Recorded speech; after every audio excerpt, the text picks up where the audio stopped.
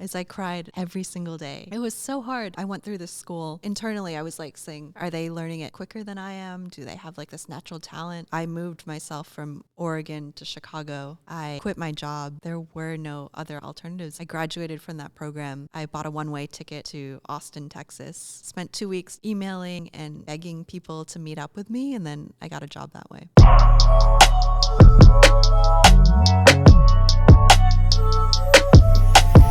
So then, Sarah, like, I think for you and who you are today, like, how would you describe yourself? I would describe myself as multifaceted. So I'm always doing a couple things at a time. And the thing right now that resonates with me most and what I'm doing is I'm a reinvention coach. And so what that means is I help people who want to change in some way, and they don't know how to make that change by themselves, whether it's they've reached an obstacle, they don't know how to get started. And I'm like, I've changed a lot, so let me figure out, let me guide you on how to do that. Like, I've never heard of a reinvention coach before. Where did it come from? Yeah.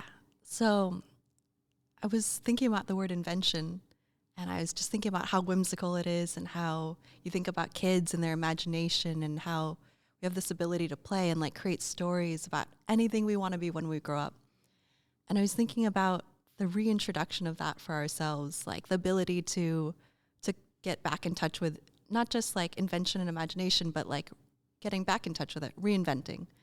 And so that's where that came from. It just really resonates with me and my experience. And then, so in your experience, I imagine you reinvented yourself a few times, right? Yeah, there's that leading question. Yes, I have.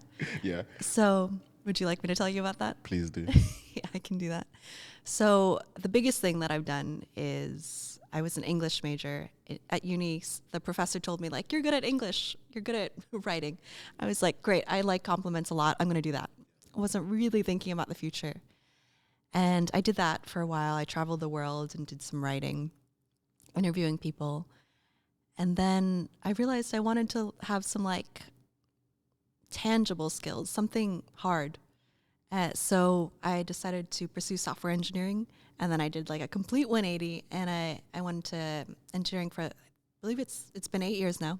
When you were studying English in the first place, did you have an idea of what that career path was going to be, or was it a case of, I'm good at it, so let me just figure it out? Because I imagine the fact that you graduated and had a job where you'll be able to travel across the world, like, that's pretty amazing. Was that something that you expected, or was it just not? Like, how did you think about it in the first place? Yeah, I did not have any sort of foresight at 18. In the US, it's 18 to 20. I graduated a bit early, so 18 to 21. No foresight. So I knew I didn't want to be a teacher, which is usually the path that you would take as pursuing literature. So I just knew the natural path that you would take. That's not what I wanted to do, but what did I want to do? I had no idea. I didn't even know that I wanted to travel. That came up probably when I was 20 in a conversation with a friend who had I was in the US, so she went to France. That was a really big deal to both of us, to everyone. And from there, things kind of happened. But for me, I had no idea what I wanted to do. What was that first opportunity? What did it look like as a writer? In university, I was part of so there was a really nerdy department called the Open Source Education Lab. It's under the computer science umbrella. So that was like my first taste of technical things. And so I would write articles about what that department was doing, ways that they've contributed. Open source is like they build software for free, or it's not for profit, it's for the community, really, for everyone to participate in and push the software further. Yeah, that was my first experience. I started writing there, and then I moved to Australia and started writing there as well. So slow down. Okay. So you're writing for the open source department. And then that opportunity to go to Australia, was that also whilst you were studying, or was that after uni? Yes, I skipped many steps. I was like, that's actually years later. So what happened after the Open Source Education Lab? I worked as a virtual receptionist. I just did a lot of temp jobs. My mind was on like, how do I get abroad? Like, how do I make money so that I can go abroad, spend it all, and then come back and start again? It's like in my early 20s, I wasn't really thinking about anything else. And my parents didn't really have a say, even though they were very dismayed. But I went and traveled to Europe alone, and that was a big deal for me because I was super shy. And it was a chance for me to like go in hostels, start meeting people, have conversations. I met like a New York Times journalist. I still remember that instance. So like getting those exposures, that's kind of what moved me from writing in like the small agricultural town in Oregon where I went to university to, okay, I can do this bigger. I can move somewhere else and pursue writing in another way. And how long were you in Australia for? Ooh, 10 months. I originally moved there. You're going to be like, this is another tangent. I was really into scuba diving. So at that point, I was advanced certified in Australia and Indonesia. And so I moved to Australia to work at a scuba dive resort and do some writing. Was it the writing for the scuba diver resort, or was it more like freelancing? Yeah, it was freelancing. Okay, cool. Yeah, that's amazing. Like, I remember the first time I traveled to that side of the world. Like, I went to Indonesia. This was maybe 10 years ago now, and amazing experience. Like, I wish I'd done some scuba diving there. I just didn't have the chance or the courage to do so. But definitely, when I'm on that side of the world, I definitely need to give it a go. Yeah. Do you still do a lot of scuba diving? No. I was really into it at one point. I was like, oh man, I'm going to like follow the seasons. I'm going to go this place, and just follow. But those tanks are really heavy. I don't know if you ever felt them. It's like, yeah. I mean, it's probably like 20 something, I don't know, kilograms, pounds. It was heavy for me at that time. And so I'm a bit lazy. So I was like, I'll be a recreational diver. Okay, fair. So then, as you were writing, you're in Australia, and at this point, were you 100% happy with what you were doing? Because you ticked the box in terms of traveling and also working while you're doing that. But where was the genesis of saying, I want something more? I was 24, 25 at that time. So I was living with 6 other people. Okay. 10 other people in a 6-bedroom apartment. Eesh. It was illegal. Yeah. And at that time, I guess it's a good amount of money. I was like getting by and I wasn't thinking about like, fancier things in life. I was content in that way. So at that time I was in a relationship and it was, we're both American. He still is actually, as am I. And he broke up with me because he said I didn't have enough passion in life. And he said like, we've been together in Australia for the past 10 months and you've kind of just stayed like, what's that word? Stagnant. Yeah. And on his end, I was like, okay, you're nannying and you're also, he was a filmmaker for this documentary about megafauna, which are these like large animals, kind of like dinosaurs, but they're mammals. And so in contrast to that, he felt like I wasn't doing enough. So that was kind of my first slap in the face that, oh, there are other people who want to do more and it's maybe not acceptable for me in the way I'm going, but I hadn't ever considered it before. I was like, I'm doing scuba diving and writing. I moved abroad. Like, I'm doing a lot. I'm doing a lot. And so it came completely out of the blue. Like you just said, not even a conversation to say, I think you're capable of doing more. It was like, nah, you're not cutting it anymore. It's time to go. Did it come out of left field? I remember when we first met, he said something like, I'm going to push you to do more. But then that was the second time that conversation was had was the breakup. Yeah. Yeah. And then what did you think? What was going through your mind at that time then?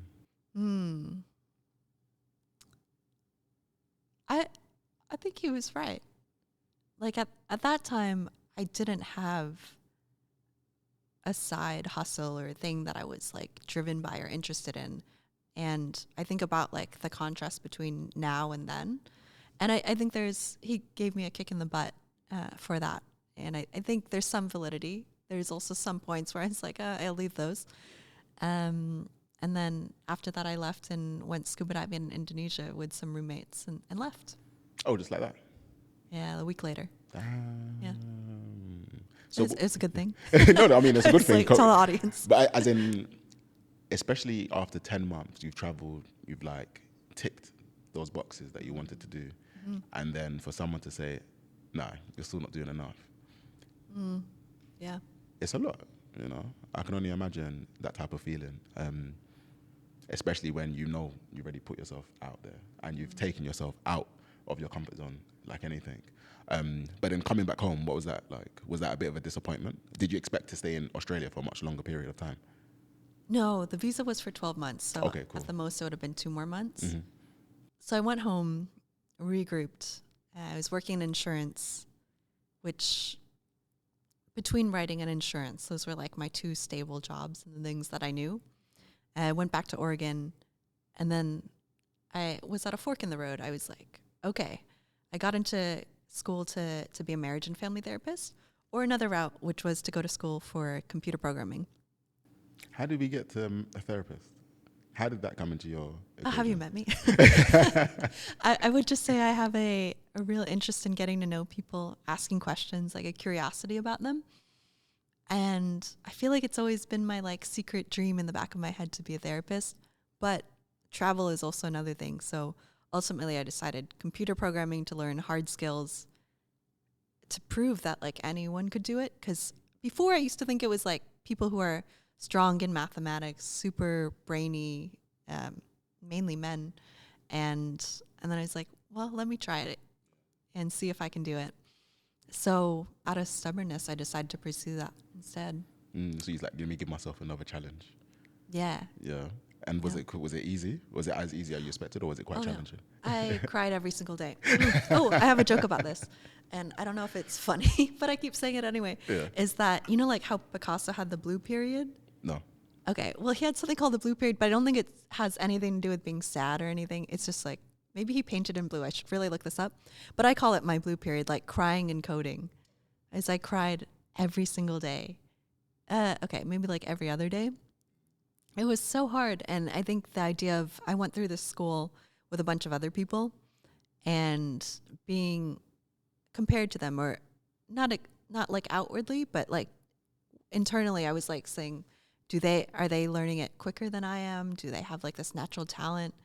And that was kind of scary. So, in that way, it was difficult. Did you have any regrets? No, it's the best thing I ever did with my life. During that period, though? Oh. During the blue period, were you thinking, I should have went the therapist route? No. Yeah, sometimes I think about how people are like, you ask them like, how did you do this? Like, how did you pursue acting and become successful or create a business? And they're like, I didn't think there was another option. I'm like, how can you even fathom that? Like, don't you think about the worst possible outcomes? But for me, it was like, I moved myself from Oregon to Chicago. I quit my job. It was like, there were no other, I didn't consider other alternatives at that time. It was like, I graduated from that program. I bought a one-way ticket to Austin, Texas. Spent 2 weeks just like emailing and begging people to meet up with me, and then I got a job that way. Wow. That's pretty, I haven't heard of that before. Yeah, you buy a one-way ticket. It's a lot of pressure on you. And No, you sorry, a 2-week ticket. Mm-hmm. Yeah. And it's like, okay, I need to figure out within those first 2 weeks. Were you cold emailing people, like LinkedIn messages? You weren't trying to go like the traditional route per se? What's the traditional route? Like just applying on the websites? Oh, no, that takes too long, and you'll never hear back. Yeah, this is actually something, so I do some career coaching as well for underrepresented groups looking to get into tech. And this is like one of the biggest things that I mention to people is like, find the CTO, find the VP of engineering, find a software engineer on the team, get their email address, email them, and ask them to coffee. How were you selling yourself? Were it just like a case of, hi, VP of Airbnb, love your work, would love to grab a coffee with you? Simple as that? Yeah, it's, I'm like, Yummy, you know this. We've been through this startup incubator together. Like, we've crafted these emails. Refresh my memory, but yeah, please. yeah, for your audience as well. You keep it short and sweet. So you email them, say like one line about you, why they should care about it, and then ask them to coffee. And then in the coffee, how do you sell yourself? Wow, it was so long ago, but I still do this now. So talking about what skills I have that would contribute to their team. Like for me, I used the word gumption, and that ultimately the CTO of my first dev job said it was that word that stood out to him. And gumption to me is like, you have the hustle, you take the initiative, that's really good for startups. Like you want someone to fill in a bunch of different roles, proactive, like you don't have a ton of resources, you know how to utilize what you have. And so saying like, I have these things, I just need an environment where I can flourish. That's ultimately like how I got 3 job offers in 2 weeks. Wow. How did you compare and pick one? Which one would help me grow? Yeah. So I looked at what technical skills that they had. One was purely like back end and very like, it's this skill for just building out like search engines. I wasn't so much interested in that. Another one had beanbags and other perks, free lunch. And they had the environment. They had like a bigger engineering team, and they were doing full stack, which means back end and front end. Which also, then I'll go another level. It was building out like a customer facing platform, but also like the database and how we store the information. Okay. It's a lot to learn. Is that the one that you picked? Yes. Okay, nice. And then was it everything that you expected? Ooh, I don't know if I want to roast them on camera. They're in some trouble. It was, there's An experience. Yeah, I'll tell you. Maybe one day I will share those stories. Okay. Yeah, career-wise, Yeah. it was. I stayed there a year and a half, and I didn't know what working at a startup was like. Before that, I worked for big corporations, and so in that way, it was really useful. And I've worked at startups ever since. And so do you still think of yourself as a writer first, or now you're like an engineer first, writer second? My business cards used to say writer of code, and then one person was like, that's cheesy as hell. Like, what are you doing? And I have an email address that's girlwriteswords@gmail.com. It's been so long since I've thought of myself as a writer. I think I truly like I'm visualizing this cocoon and then blossoming, but I think I've just been in engineering so long that I don't consider myself an engineer, but I consider myself not a writer. It's always interesting, like that type of mind shift where your identity, because sometimes when you're working in a lot of places, your identity can be tied up about the company that you work for. Yeah. Or the type of job that you do. But then it's always interesting when you can find your identity as just you and yourself. So it doesn't matter whether you're a writer or an engineer. You're able to just maneuver or adapt to your environment and essentially just know who you are and what you're capable of doing. Because I think to be able to have that, say, year stint traveling the world, come back, say, okay, let's pull up our shoe, let's pull up our socks and try something new as an engineer.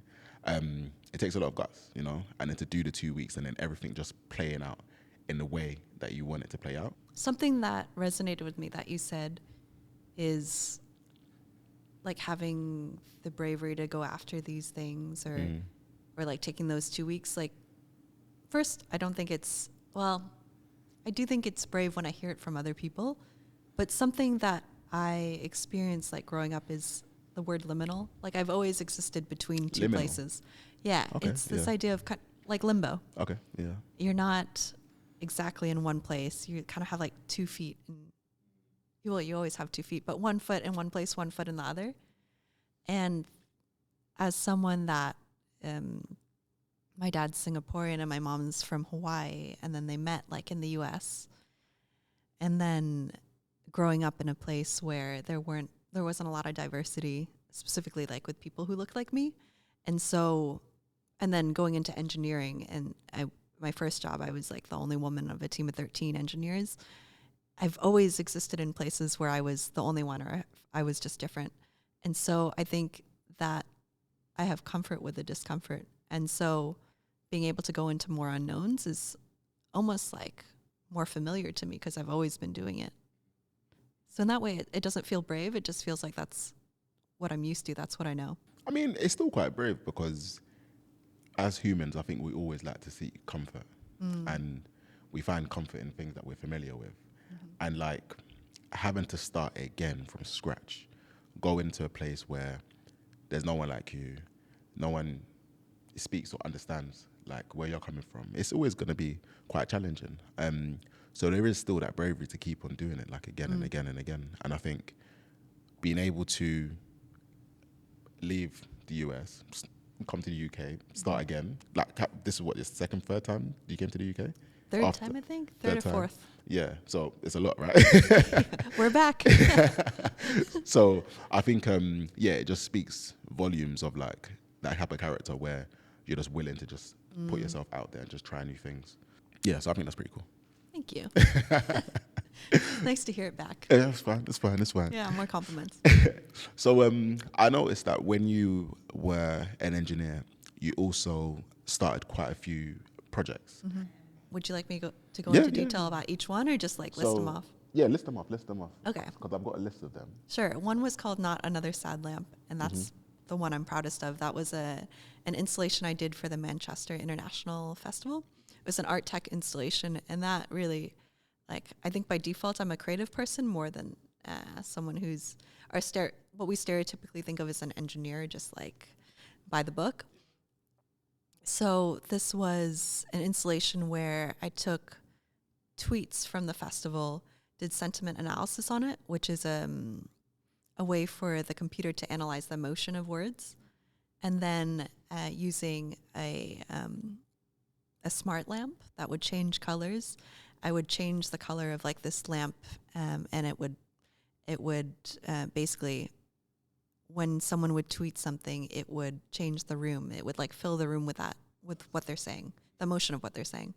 And then other things. So when I also lived in New York for, five or 6 years.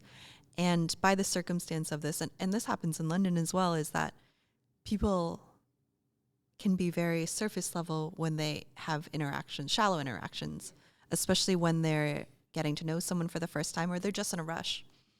And so there's this idea, there's a slow food movement, which is people sit down and really enjoy their food. And the idea is, it's called the Slow Friendship Project. And a friend and I started this. And the idea is you slow down, you have deeper conversations, you get to connect with people in ways it's intentional, in ways that you normally wouldn't get to. And so I did that in New York, and there was a mailing list. I pitched it a couple times at events, and there was about 500 or 600 people on the list. What was so appealing to people to get to that number of people on your mailing list, do you think? Connection. That was what was lacking. The surprise element, the spontaneity of it.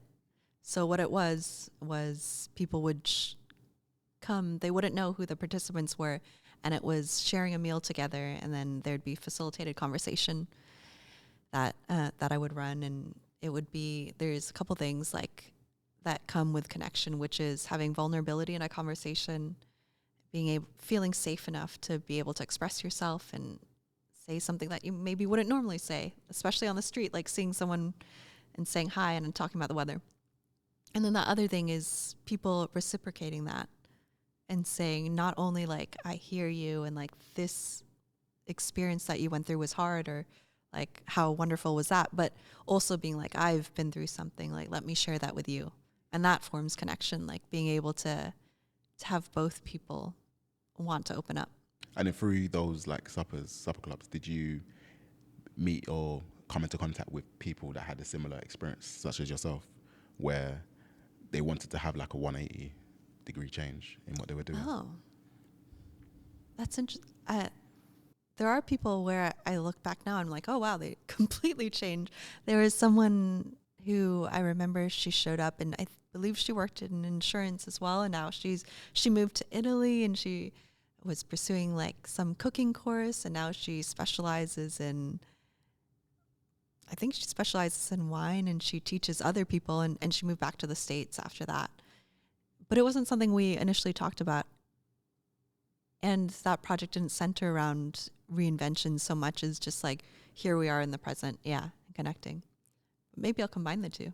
Who knows, right? Yeah, it's a good idea. Because it definitely feels that there's an element of connection that's missing in today's society, where, especially because most people are now working from home, which isn't necessarily a bad thing. Like, there's always tools to help you connect with other people, but you're no longer going into the office to have that connection with people.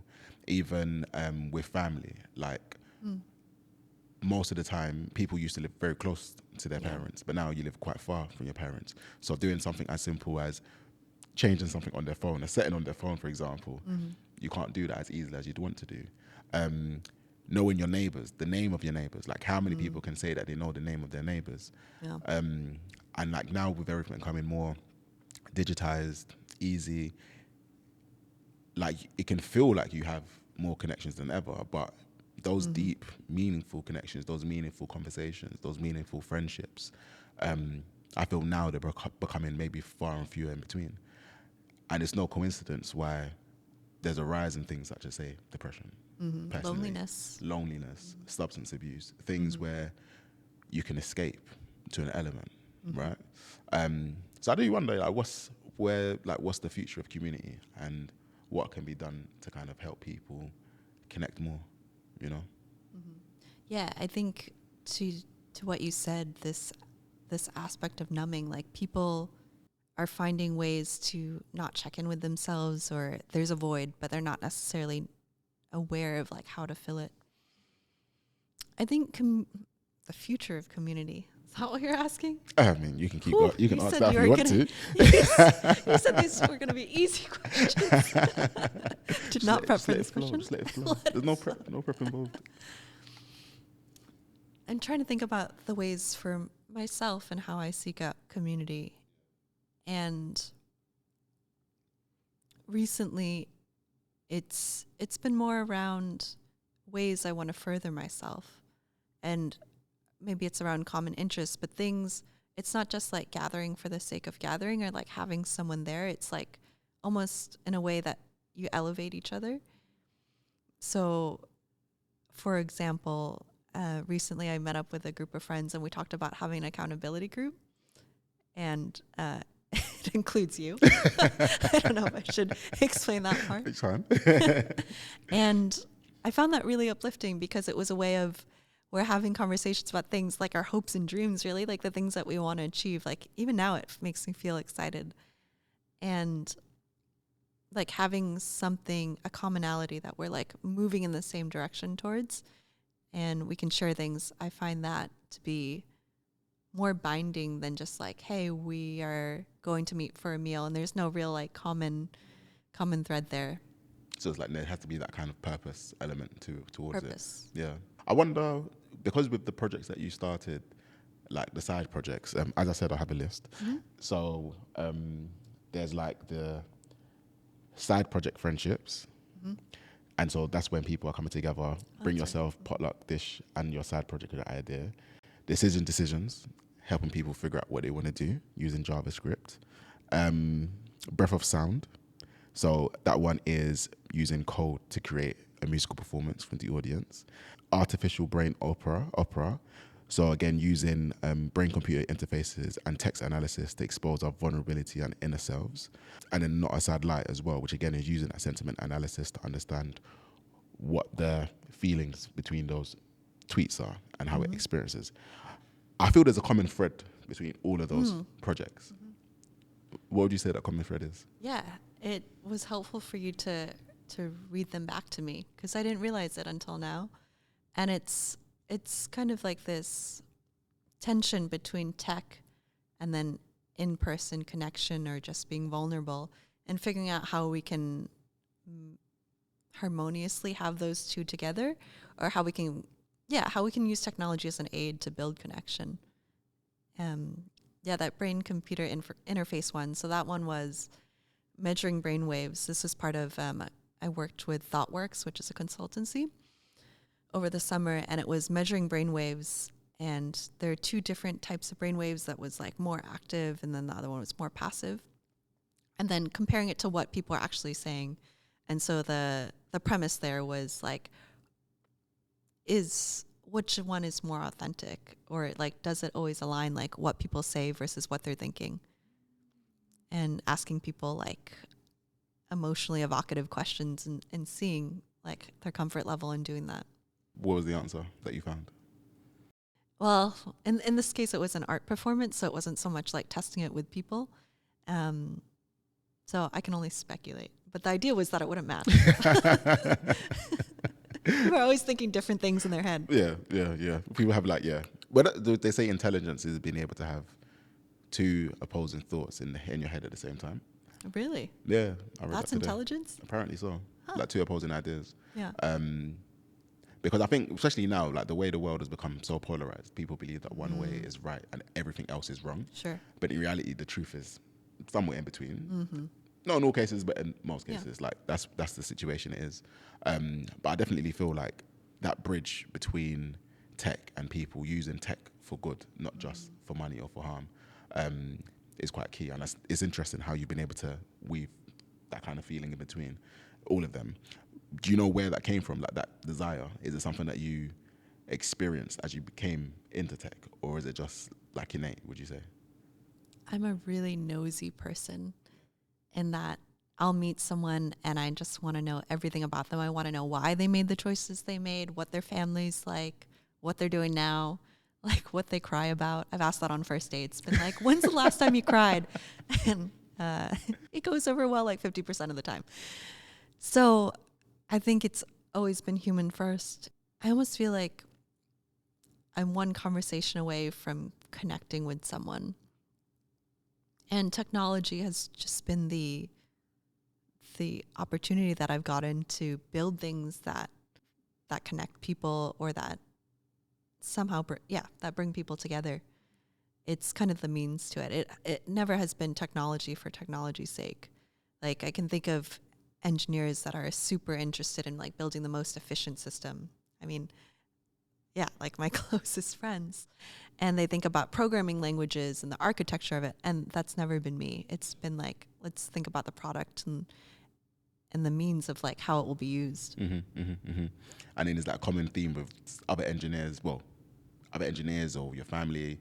Like, do you seem like you're the only person that is that inclined in terms of wanting to know people on that deeper level? Definitely with my family, I stand out in that way. Mm-hmm. Like I've asked my mom personal questions and she's been like, mind your own business. I get the same thing. Do you? Okay. Sometimes, like, it's funny. My mum's a closed book. My daddy's crazy open.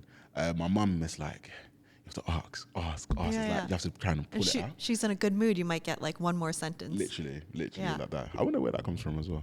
I didn't know your mom was like that. Yeah. I thought, That's what I think about it now. Yeah. Because when I say it to other people, they're like, "What? Yeah. How can your mom be like that?" No. Yeah, it happens. It happens. So I've been pretty deliberate now in my career with engineering and in going to creative companies. So I worked at Skillshare, which was an education platform, but specifically they taught creative classes like watercolor, illustration, or writing. Like they had Roxanne Gay on there once teaching classes. And then now I work at a music production company called Splice.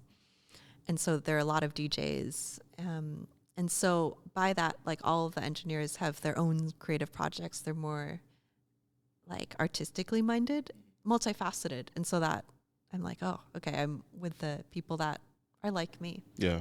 Yeah. Was that by design or was it just by Yeah. chance you ended up falling into it? Yeah, I couldn't work somewhere else. Yeah. It sounds like you made the best decision, like going into engineering that time. Yeah, As I a think coder. it's the best decision I've made in my life.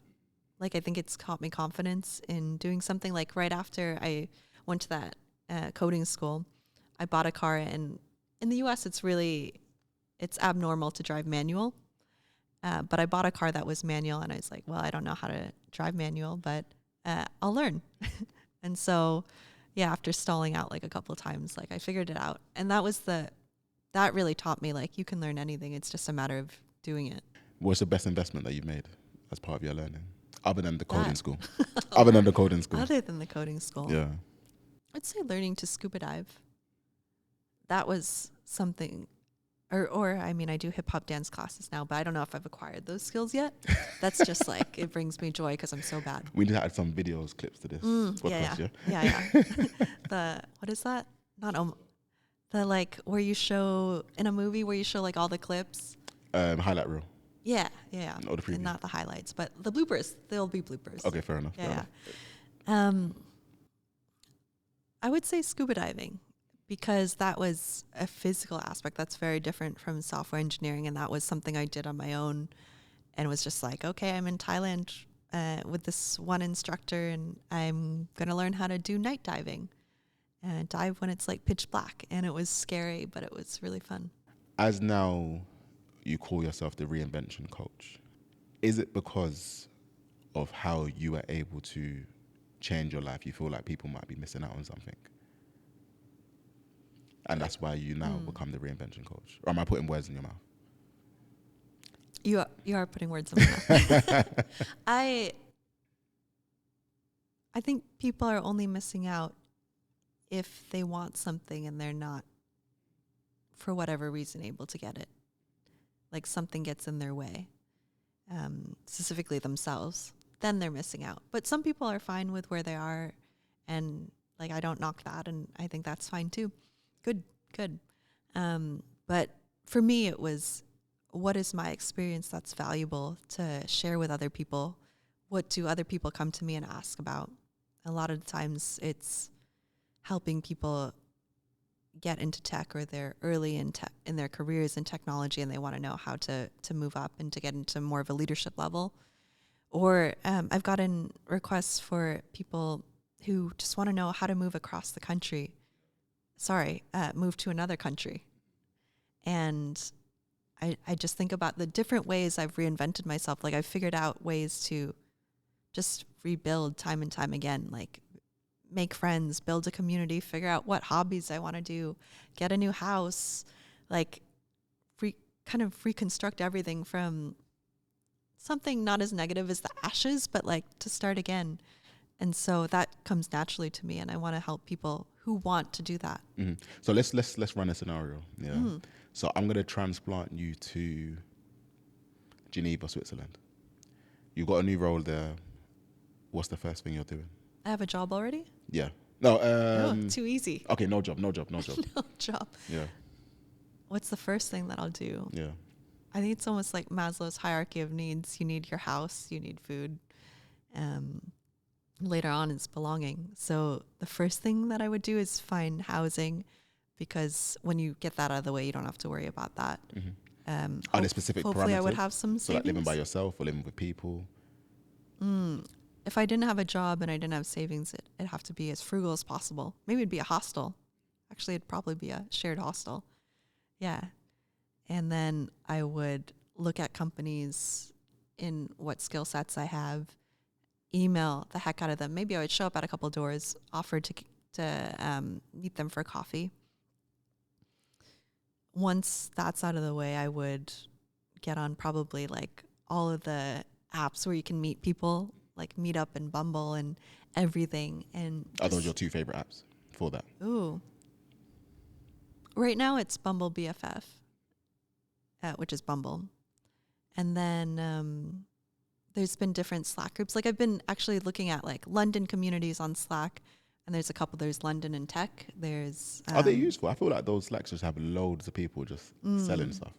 But are they actually useful to meet people? Yeah, I found Facebook groups. They're selling a lot of stuff. And maybe it depends on the interest. But on Slack, yeah, I found it helpful. Like there's one, I'm part of this startup incubator called Entrepreneur First, and they have an alumni group here in London. And so they just created a WhatsApp group for people in London. Do you know about that? I didn't know that. Yeah, it was created today. To be honest, I haven't logged into the Slack for a long time. I realized, like, as I was saying, I was like, Yemi has no idea. I'll invite you to it later. Yeah. But I found those to be helpful. Mm-hmm. So you join those, and then you just look for anyone, any common interest. Go for dinner, go for lunch, go for coffee. Yeah. Yeah. And I found that you can have conversations with people, and as long as you like bring it to more than just, I don't know why I'm harping on the weather so much, but more than like just the mundane things, you can find something that I'm like, wow, I never thought about that before. I'd never considered talking to this sort of company or considering this aspect of my business, and having like serendipitous conversations that way. And I guess after doing it so many times, what's the biggest lesson you've learned from reinventing yourself? It's possible. You can do it an infinite amount of times. Yeah. Do you ever think of like the end goal, or is it a case of just always being in the present? As in, do you see yourself, now you're in London, is it London for good, or are we going to Brazil to restart, and then Brazil, then to Cuba maybe, and then like that? Yeah. Do you have a plan? It's topical because I'm here on It's called the Global Talent Visa. The endorsement body just closed down What a name, yesterday. Global Talent Visa. I know. I know. It's actually quite embarrassing to say. Tier one visa. But the endorsing body was just closed down, and they gave the grant money to Barclays. Okay. Barclays. Yeah. So I was like, okay, what is my plan then long term? But I think it won't affect my time here. For me, so the last year I spent it constantly rebuilding. I was traveling the world for a year. I was living a month at a time in each location. And I found that to be exhausting because it was so much effort and time spent in figuring out, okay, here's the grocery store. Here's the time I wake up, building a routine that I was like, let me come back to London. This is a place that feels very familiar to me. And let me focus on like my own projects and building those. So it was actually, okay, to be poetic, it's kind of like instead of rebuilding myself and my circumstances, it was let me rebuild like my businesses. So London's the place for now. You say so. No Brazil on the horizon. No, I mean, February's a bit cold. I was looking at flights right before this. It's but, so cold. But home base is here. Home base. No. When you said home base, I automatically think of the store. I mean, like. What store? Home base. Well, it's a DIY store. Like I said. It's a DIY store. I'm in DIY mode. So, like, it triggers me when I hear, like, home base or B&Q. Or what like kind of painting. DIY? It's like rebuilding. Huh? Like you build your house? No. Like stairs, renovation stuff. Like I'm in the middle of a renovation and I hate it. Like my painter and decorator, he's just gone AWOL. So it's going to be me doing the plastering probably this weekend. Not to say that I'm any great, but that's a story for another day. Like I remember the first time I done DIY, it was trying to install an invisible shelf. I've done a terrible job. Oh, is that difficult? It's not difficult, but I just drilled the hole too big. But then I drilled the hole too big. I was like maybe 15 or so at the time. Oh. And I didn't know there was such thing as like polyfiller, where you can, polyfiller, basically you fill the hole back in and you can do it from scratch. And so instead of the shelf being like this, it was just like this wonky all the time. So then I was just traumatized from using a drill. Yeah. But now I'm back on it, like I can do whatever I need to as long as I put 15 my mind to years it. later. 15 years later, a bit longer than that, but yeah. Yeah, he's 30, everybody. And change. Yeah. But yeah, no, that's brilliant. I think I love the idea of being able to just say whatever and just go for it. Sometimes when we think of going to different countries, it feels like a hassle, setting up new things, meeting new friends. But I feel like technology is there, the benefit of finding that connection to people back home. And if you have an employer who is open to you working abroad, like living that nomad life. I remember I was in Montenegro, me and my wife, and literally we came across this group of 6 people where they were just on a wine tasting tour. And it's like, what do you do? I was like, yeah, we work. Do you? Like, we got a van and they're just traveling across Europe, like working with different places. And none of them knew each other from the beginning of the trip, like say 6-7 months before that. But they just met each other on the journey and just bring more people on the ride each time.